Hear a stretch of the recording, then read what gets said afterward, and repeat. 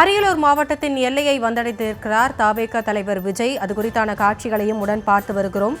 திருச்சியில் காந்தி மார்க்கெட் மரக்கடை அருகே காலையில் மதியம் 3 மணி அளவில் உரையாற்றிய நிலையில் தற்பொழுது அரியலூரை நெருங்கிக் கொண்டிருக்கிறார் தவேக தலைவர் விஜய். தொண்டர்களின் புடைசூழ விவரங்களோடு இணைகிறார் எமது செய்தியாளர் பாரிகார்த்திக். தற்பொழுது அரியலூர் மாவட்டத்தை நெருங்கிவிட்டார்.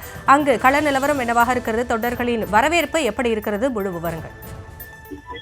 வணக்கம். இன்னும் சற்று நேரத்தில் அரியலூரில் நடிகர் விஜய் உரையாற்ற இருக்கிறார். அதற்காக இன்று மாலையிலிருந்தே தொடர்ச்சியாக தொண்டர்கள் வந்து இருக்கிறார்கள். ஏற்கனவே அரியலூரில் 1 மணிக்கு விஜய் அவர்கள் பேசுவார் என்று கூறப்பட்ட நிலையில் கிட்டத்தட்ட 12 மணிக்கே முன்கூட்டியே அனைத்து நிர்வாகிகள் தொண்டர்கள் திரளானவர்கள் அரியலூர் பேருந்து நிலையத்துக்கு அருகே வந்துவிட்டார்கள். இந்நிலையில் தொடர்ச்சியாக திருச்சியில் ஏற்பட்ட காலதாமதம் மக்கள் வெள்ளத்தில் அவர் நீந்தி கரை சேர்ந்திய ஒரு சூழல் இருக்கிறது. தொடர்ச்சியாக அதே போல அவர் வரும்பொழி எல்லாம் சமயபுரம் டோல்கேட் மற்றும் பல்வேறு இடங்களில் அவர்களுக்கு கட்சியாளர் தொடர்ச்சியாக வரவேற்பு கொடுத்து வந்தோம் என்றார்கள். இதனால் காலதேவம் ஏற்பட்டது.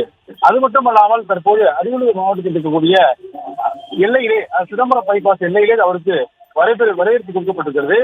கீழப்பள்ளூரில் ஒரு பிரம்மாண்ட ஒரு வரவேற்பானது ஏற்பாடு செய்யப்பட்டிருக்கிறது. விஜய்க்கு கீழப்பள்ளூரை சேர்ந்த நிர்வாகிகள் அங்கு ஒரு பிரம்மாண்ட வரவேற்பு மாவட்டத்தினுடைய எல்லையிலே தர இருக்கிறார்கள்.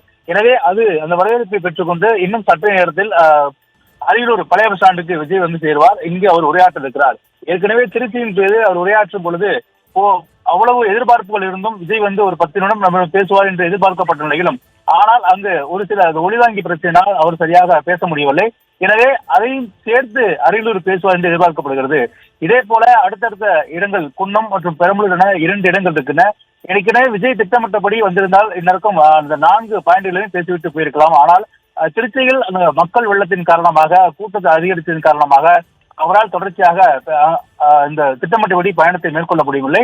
அதனால் இன்னும் சற்று நேரத்தில் அரியலூர் வந்து எதிர்பார்க்கப்பட்டது. நேற்றைய தினம் அவர்கள் அறிவித்தபடி பார்த்தால் 10:30 மணிக்கு திருச்சியும், 1 மணிக்கு அரியலூரும், 3 மணிக்கு குன்னம், 4 மணிக்கு பெரம்பலூர் என அவர்கள் அந்த அட்டவணை வெளியிட்டிருந்தார்கள்.